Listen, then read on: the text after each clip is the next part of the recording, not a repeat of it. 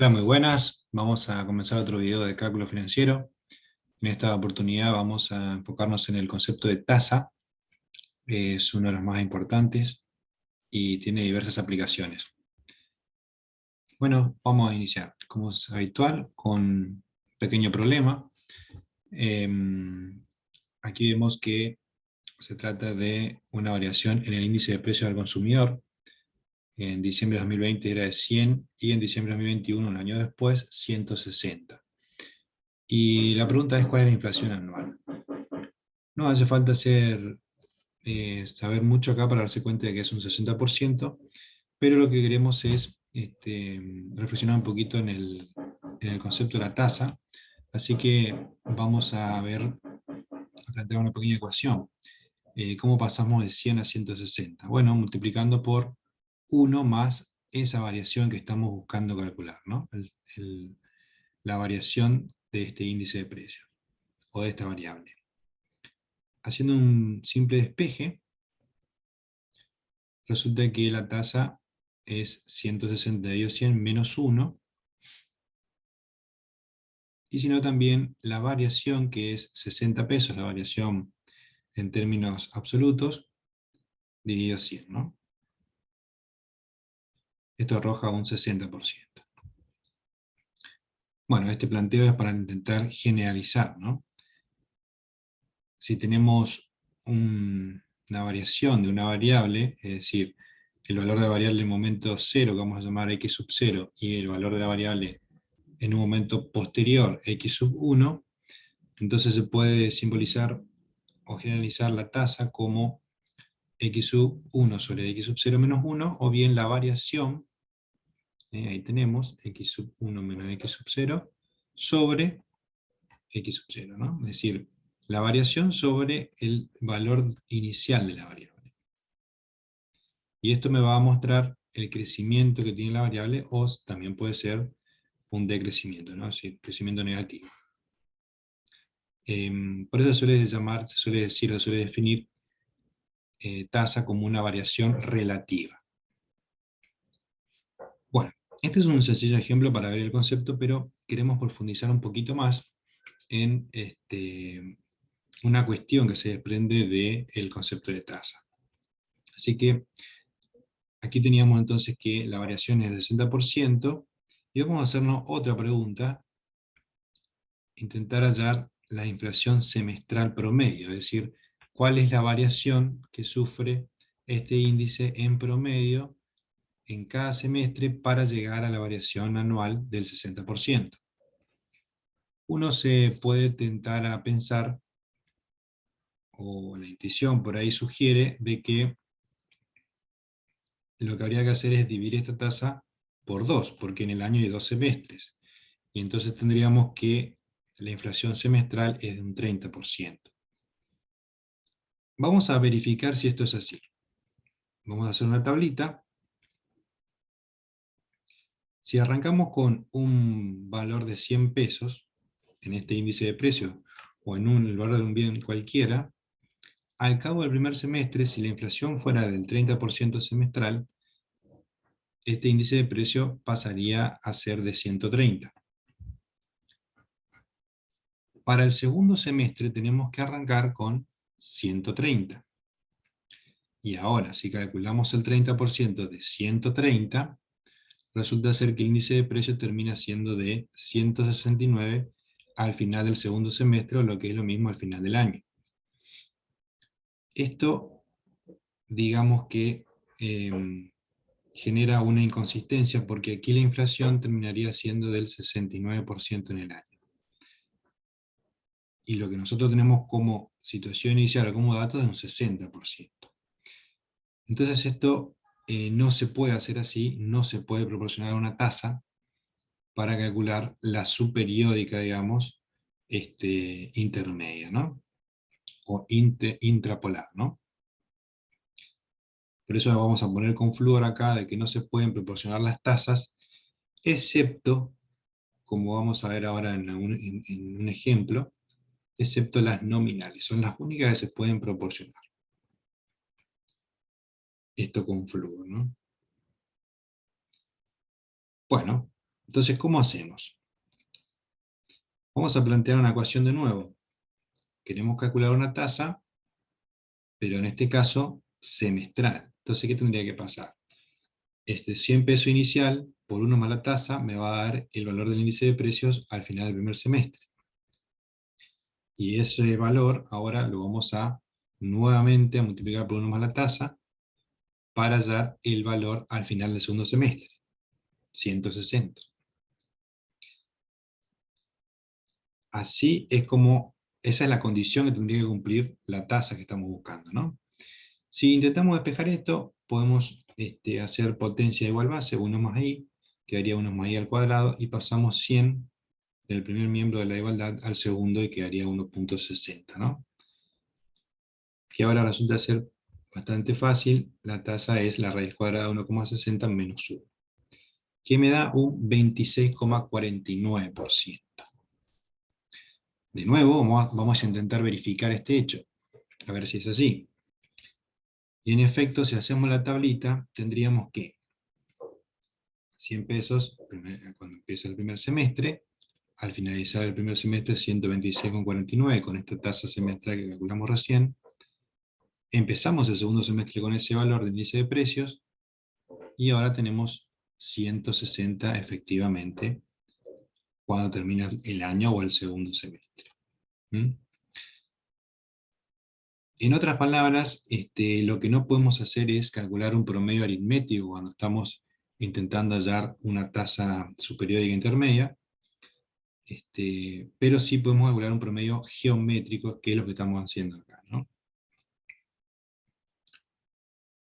Vamos a intentar generalizar esto. Si tuviésemos distintas tasas superiódicas, le vamos a llamar S, para calcular la relación que hay entre estas tasas superiódicas y la tasa periódica, en este caso, por ejemplo, el 60%, que es la tasa periódica, que es la que abarca todo el año, y las tasas subperiódicas, en este caso son dos nada más, que son las semestrales, tendría que cumplirse esta igualdad, ¿no? 1 más la primera tasa subperiódica por 1 más la segunda tasa subperiódica, y así sucesivamente, tantos periodos, tantas tasas como periodos tenga, igual a 1 más la tasa periódica. En este caso, como podrán ver, esta tasa que estamos calculando es un promedio, así que va a ser la misma en ambos semestres. Entonces, si todas estas tasas subperiódicas son iguales, podemos aplicar esta igualdad, ¿no? 1 más esa tasa subperiódica elevado a la n, igual a 1 más i. ¿Sí? Esto se puede aplicar así, tal cual como lo hicimos en este ejemplo, ¿no? Bueno, para que se entienda bien, vamos a ver ejemplos. Vamos a ver 4 ejemplos de estas dos herramientas que acabamos de ver, el concepto de tasa y esta generalización para el cálculo de, o la relación que hay entre las tasas subperiódicas y la tasa periódica. Aquí tenemos que si un producto aumenta un 7% por mes, ¿cuánto aumenta en el año? Muy similar al caso anterior. Uno se puede tentar a contestar hacer 12 meses por 7%, 84%, ¿no? Como hemos visto, esto no es el camino correcto. De hecho, si ustedes quieren estar seguros, verifiquen una tablita y se van a dar cuenta de que no es así. Lo que hay que hacer es aplicar la relación que recién vimos, 1 más 0,07 elevado a 12, porque tengo 12 periodos, 12 meses en el año, y eso es igual a 1 más la tasa que estamos queriendo hallar, que es la tasa anual, la tasa periódica. Despejando, fíjense qué diferencia que hay entre la que me podría haber sugerido la intuición de 84% anual, haciendo un promedio aritmético, y esta otra que calculamos recién, 125% anual. Vamos a ver otro ejemplo. Si las ventas de una empresa crecieron un 80% en 5 años, y me comí la S, ¿cuál es el crecimiento anual promedio? De nuevo uno puede tentarse a hacer 0,80 dividido 5, que sería un equivalente a 16% anual, pero no es así. Así que aplicamos la relación que recién vimos, y ponemos nuestra I subperiódica, que es en este caso anual, como una incógnita, ¿sí? como estamos buscando la promedio, todas las tasas van a ser iguales. Es igual a 1 más 0,80, que es la tasa periódica, ¿no? Despejando, esta tasa es del 12,48% anual. Es decir, que para que las ventas crezcan un 80% en 5 años, por año tienen que crecer 12,48%. Esto no quiere decir que en todos los años haya crecido a esa tasa. En la realidad puede ser que un año creció más del 12%, 12,48%, en otro año menos, ¿no? Pero en promedio, cuando uno está interpolando, obtiene esta tasa, ¿no?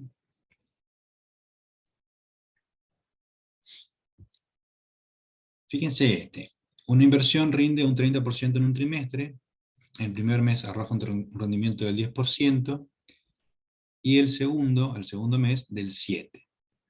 La pregunta es cuánto rindió el tercer mes. Aquí tenemos una tasa de variación periódica, que es la trimestral, que abarca los 3 meses, y tenemos como dato 2 tasas subperiódicas, y faltaría la tercera, que es la incógnita, ¿no?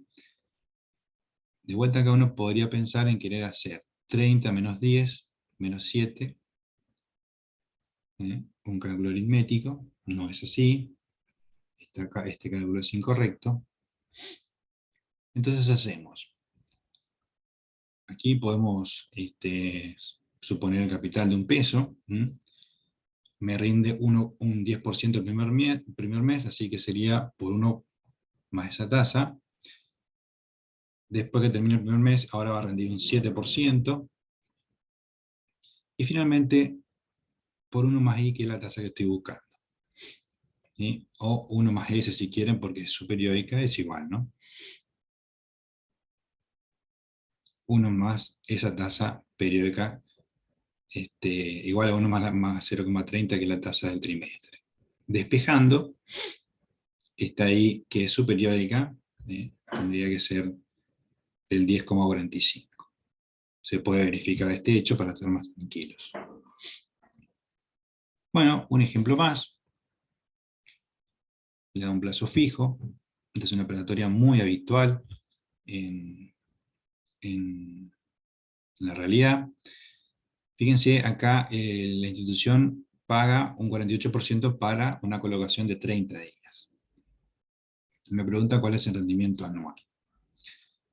Cuando hace este tipo de preguntas, y de hecho se publican las que se denominan tasas efectivas anuales que envían este rendimiento, se supone que uno va a invertir, y al vencimiento de los 30 días va a reinvertir lo que el capital más los intereses, ¿no? Eso es lo que se supone.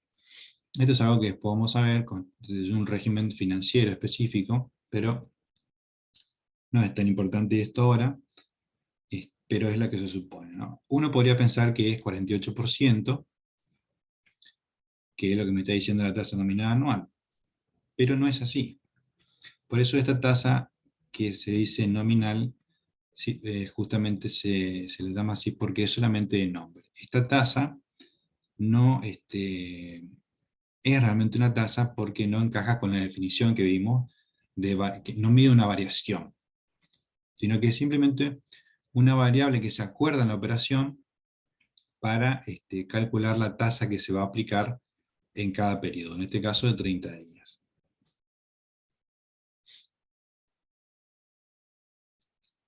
Bueno, primero hacemos ese cálculo, ¿no? Calculamos la tasa proporcional, que es del 4%. Esa es la tasa que se va a aplicar en cada periodo de 30 días, la que va a medir el rendimiento mensual. Bien, entonces ya tenemos nuestra tasa superiórica y queremos calcular la anual. Así que hacemos 1 más 0,04 elevado a 12, aplicando la relación que recién vimos, y despejando esto, que simplemente hay que pasar el 1 restando, obtenemos una tasa efectiva anual del 60,10, o simplemente un rendimiento anual, ¿no? Del 60,10%. Bueno, estos son, este es lo que hay que saber de este tema, que es el concepto de tasa. Les dejo un resumen de lo que hemos visto recién, el concepto de tasa, la forma de calcular, una conclusión importante de que no se pueden proporcionar tasas, excepto que sean las nominales, como hemos visto recién en el último ejemplo, y la relación genérica que vincula, digamos, que relaciona las tasas subperiódicas con una tasa periódica. Pero no se olviden que lo importante es resolver muchos problemas para entender realmente estos conceptos, ¿no? Bueno, muchas gracias y nos vemos en el próximo video.